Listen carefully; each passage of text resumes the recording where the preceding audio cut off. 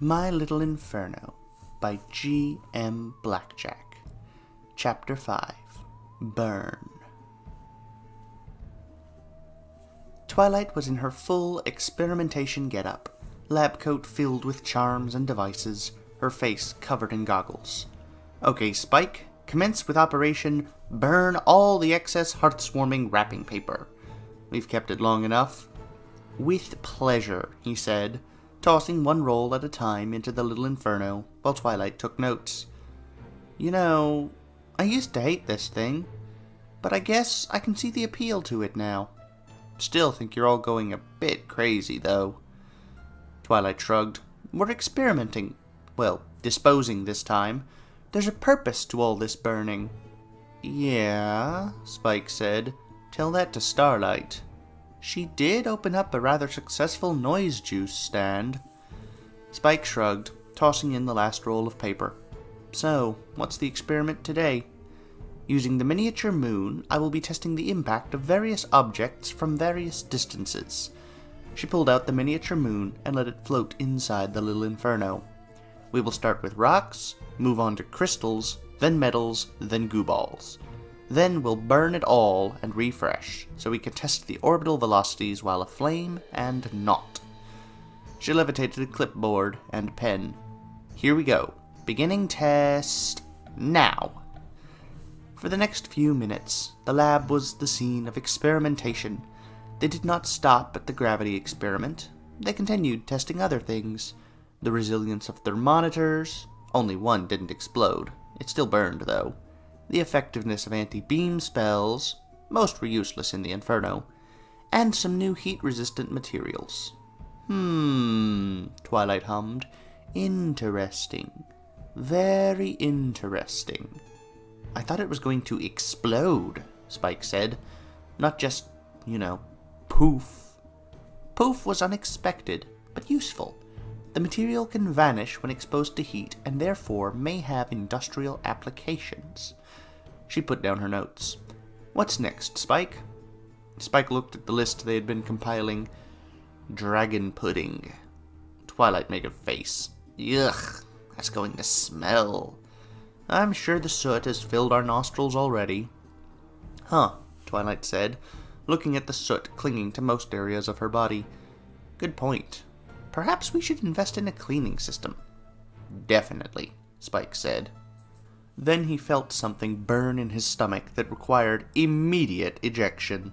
He retched, producing a letter. It was on gray parchment, with a seal different than any letter Twilight had received before. Huh, Twilight said, levitating it over to her eyes. I wonder what this is.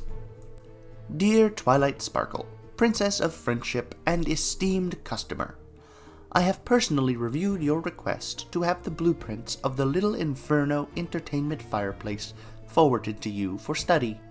You have been approved, against the wishes of my advising council. You will find 2 copies of the Little Inferno entertainment fireplace's plans attached to this letter.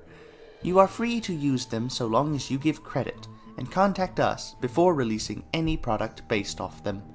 For your own research and construction purposes, however, there is no restriction. I was personally delighted to hear that you have been using the Little Inferno entertainment fireplace for scientific research, an ideal I hold close to my own heart. I even read some of the papers you published when you were using my invention as a key tool, and was very impressed. I would never have considered using it to simulate weather control. I thank you for your dedicated use of the Little Inferno entertainment fireplace, and hope you will continue to discover new things with the intense fire. Never forget to just burn something and loosen up on the science from time to time, though. Soot. Twilight grinned, laying out one of the blueprints on the table. Now she could actually understand how the Little Inferno worked. She closely examined every inch of the blueprints. The bricks were made of compressed ash, given color by an illusion spell.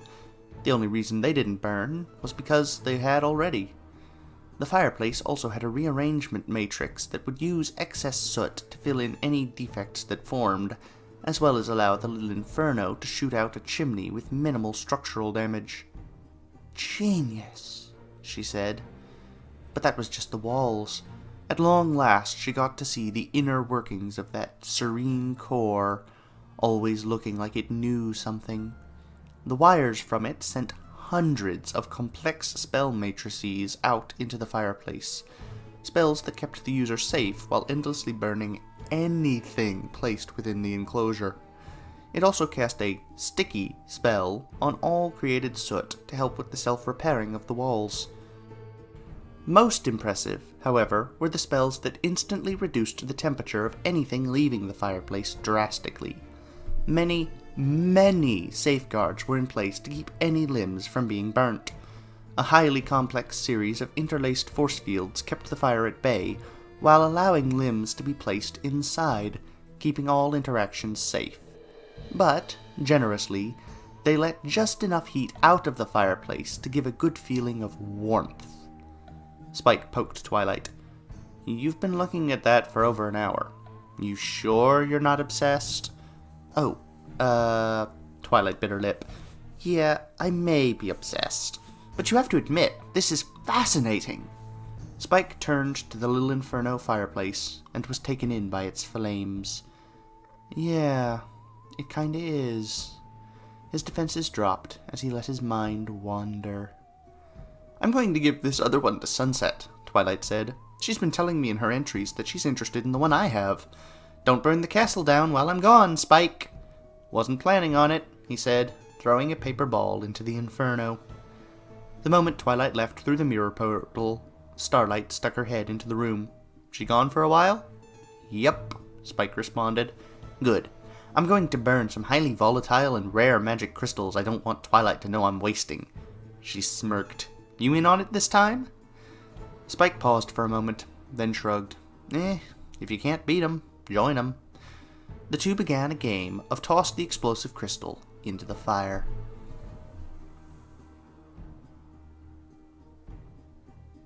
Sunset met Twilight in Canterlot High's mostly empty lab. "What did you want to show me?" Sunset asked. Twilight pulled a blue piece of paper out of her dress. "Remember that fireplace I told you I got?" "Yeah?" Sunset's eyes widened. "Are those the blueprints?" "Yep. The inventor was kind enough to provide me with them." Sunset grinned, rolling the blueprints out. She looked at them closely, running a finger over all the points. Several minutes later, she spoke up. "This is genius." "I know! Who knows how long it took him to make it?" Twilight smiled. "Now, I know there isn't much magic here on Earth, but I was thinking, with your prowess, maybe you could make it work?" Sunset held the blueprints to the light. She smiled. This would be a large undertaking, but she looked at the lab's equipment. "I might be able to make something similar. Not as safe, force fields are far too complicated, but something usable. I'll run it by Celestia, see if the school would like another piece of lab equipment." Twilight smirked. "I knew you'd like it. More than you know. My special talent was literally fire and light magic, Twilight. I haven't gotten to use fire extensively in a long time." She smiled. "Thank you. Seriously." She pulled Twilight into a hug. "Well, it's not done yet," Twilight said.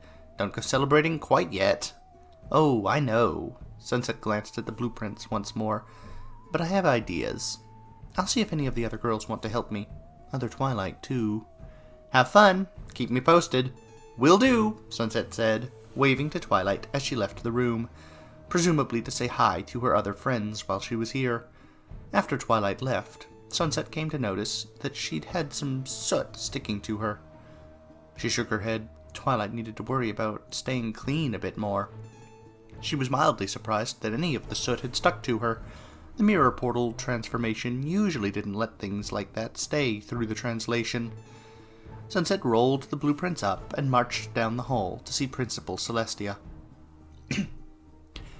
Later, after she had visited her friends on Earth, Twilight returned to her castle. Spike and Starlight were having fun blowing stuff up, and she decided not to bother them. Instead, she walked out onto the balcony and looked out across Ponyville. The snow was getting sparse. Winter wrap-up was tomorrow, and she could see almost 100 smokestacks in the town, all pushing up a trail of smoke towards the sky. Twilight breathed in a deep breath and started coughing. She reminded herself not to do that again. She regained control of her spastic coughing, continuing to gaze over Ponyville. Months ago, she would have found the smoky landscape distasteful. Now, she thought it tantalizing.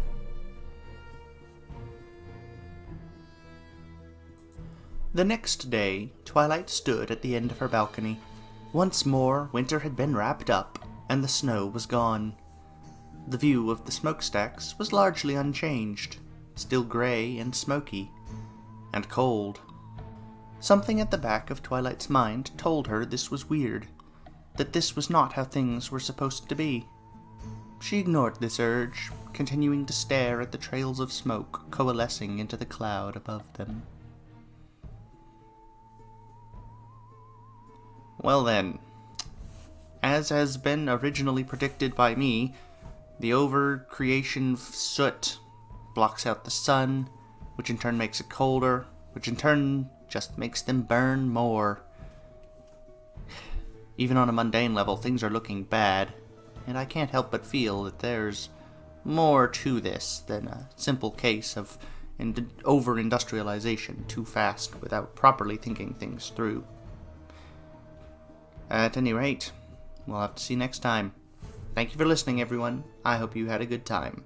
Have a pleasant evening.